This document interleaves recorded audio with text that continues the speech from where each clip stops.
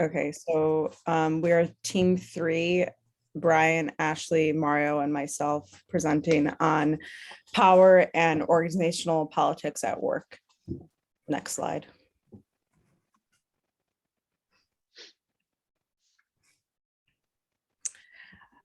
So I researched on this topic, specifically how personality in the workplace played a role conjointly with power.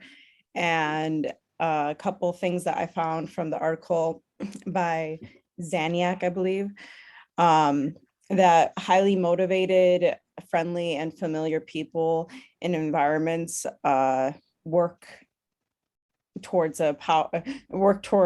creating a power that's appropriate in an organization. In order for power to not be misused and organizations to not fail, each team member would come together, sharing their interests and motives to be accomplished.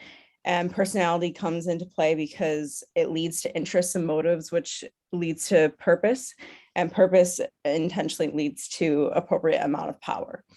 A quote that I really liked from this article was, organizations also are political structures which provide opportunities for people to develop careers and therefore provide platforms for the expression of individual interests and motives. Next slide. So in the article, he described the political pyramid, and the components of the political pyramid are scarcity and competition, constitutions and clients, and then power and action. So basically this summed up, in order to have power, once again, you have to have a certain type of authority and a reputable personality that's friendly. And especially if you're executive, you have to be willing to fill those positions that are few and short. Next slide. This was a diagram that I found that I feel really sums up the points of the article that I was researching. And it's just all pointing back to an organization and an individual makes up political behavior. Next slide. And then another diagram which talks about the authority styles in organizational politics at work. And if you scroll to the next slide, sorry, it goes through partial versus total and then substance versus form. And one quote from the article that really sums this up is, making form secondary to substance is another virtue. It can secure agreement on priorities without the need of predetermining who will have to give way in the ultimate give and take of the negotiations that must precede decisions on organization structure. So basically, authority, it can be either partial authority or total authority, but it all comes back to negotiation, which in turn leads to problem solving approach, which is the next slide. And this approach kind of stood out to me because it's very simple and it's very tactical, especially in the workforce, because without negotiation or compromise, how is power going to ever be put down in the organization? I'll have Ashley take it from here. For the power and organization politics at work, I researched this and I found a lot of information. Power and organizational politics at work is best defined as interpersonal domains in the workplace. It also is the readiness of people to use power in their effort to influence others. Next slide. In recent decades, organizational politics has become a topic of prime importance in management literature. In the late 1950s, Lancewell claimed that politics is important because it represents the secret of who gets what, when, and how in a social system. The concept of organizational politics is a very important stage in the employee's reality perception. Next slide. For how does this relate to class? In the textbook, it talks about how power issues often arise when there are scarce resources.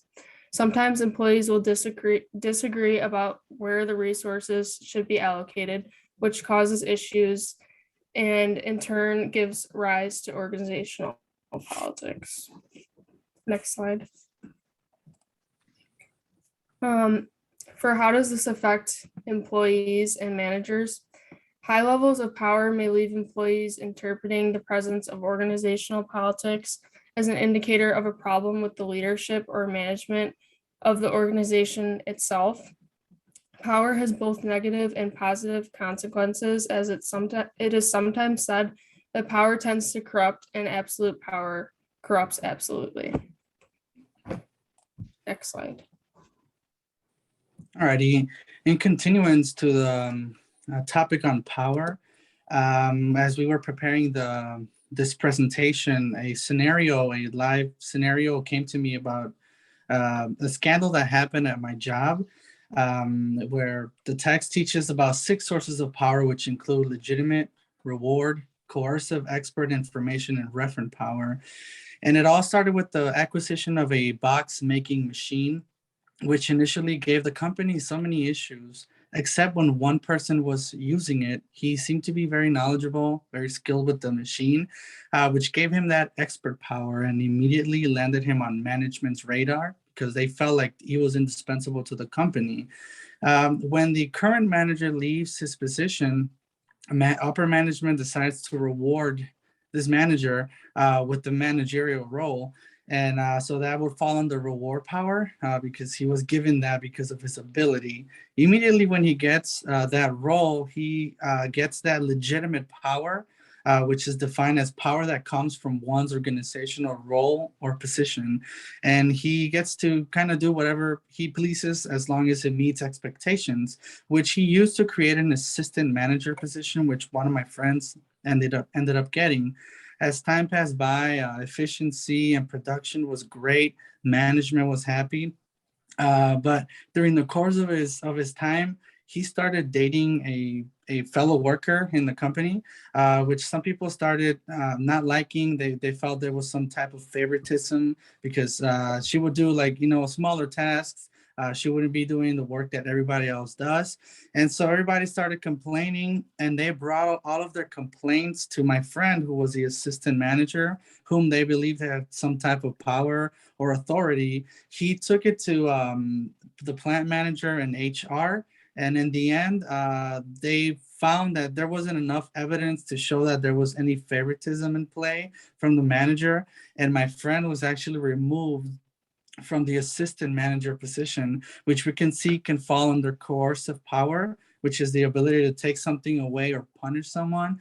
And this created a negative environment in the company. People didn't feel appreciated. They felt that the company was more focused on efficiency and production rather than them. And so we see here that power can be used in a positive way. And in this scenario, I believe that it was used in a negative way. Okay, so now, as we know, politics occurs within any type of organization. That could be at schools, churches, or sports teams. But however, we are looking at the workplace where politics can directly impact people on a daily basis. So we're going to be focusing on the power internal workplace politics has on individuals and organizations. There are a couple questions we're going to be answering today. What impact does it have on corporate culture, and how can leaders like managers encourage positive politics in organizations? So in the study, Landels and Albrecht found that building relationships was variously perceived as sucking up, reactive, pandering, just reluctant, building relationships so they can be called upon in the future, strategic, and working through other people, integrated. There are a couple terms to familiarize yourself with. Negative perceptions of politics are concerning because they can result in counterproductive work behavior, such as poor employee attendance and sloppy performance, increased job stress, and decreased job satisfaction. Then we also have positive organizational politics, includes empowering employees, inclusiveness and respect, connectedness and communication, excellence in goals, integrity and vision, and accountability and fairness. So workplace politics is unavoidable. So rather than trying to eliminate political behavior, leaders should focus on shaping it toward goals that are beneficial for the organization as well as the individual. This is just like in class when we discussed about the role of transformational leaders. In a study, Gatsis and Cortese found that work environments with strong ethical leaders are more likely to possess norms and policies that value and reward ethical conduct. That being said, leaders who fail to punish unethical behaviors and apply resources inconsistently may promote an environment that is prone to negative political behavior. So organizations and their leaders would benefit from learning more about workplace politics, ways to mitigate negative perceptions of politics, and strategies that encourage positive politics. So leaders can utilize change movement or management to help mitigate negative perceptions of politics. And a crucial way to do this is to ensure quality two-way communication between leaders and the key audience. There are benefits to encouraging engaged employees, and positive perceptions of politics is no exception. So when engaged employees perceive their workplace to be political, they are more proactive, creative, and adaptive, and more likely to share their knowledge with their peers. Attention to employee morale and open communications are two of the best things executives can do to encourage positive perception of politics in their organization. The study of organizational politics has branched to gossip. Gossip is inherently a part of organizational politics and is too frequently viewed as negative. Workplace gossip that may be viewed as negative is often the result of a lack of communication through formal channels as employees seek honest information. So at the end of a study, it's shown that communication and transparency are key to positive perceptions of politics. Leaders, like managers, should share information openly, transparently, and most importantly, consistently. The results of inconsistent messages can decrease trust in employee engagement. Conversely, consistent messages, even when hearing or bearing less than desirable information, increases trust and reduces negative perception of politics and gossip. So Godis and Cortez mentioned that coaching and mentoring, and it not only cuts off negative behavioral habits early, but also creates a feeling that leaders are honest with and value employees of all levels. So by showing employees respect and communication, organizations have the opportunity to increase the positive perception of politics. Thank you for listening. Thank you. All right, that's it. How long was that? I could check when let me finish the recording. Stop.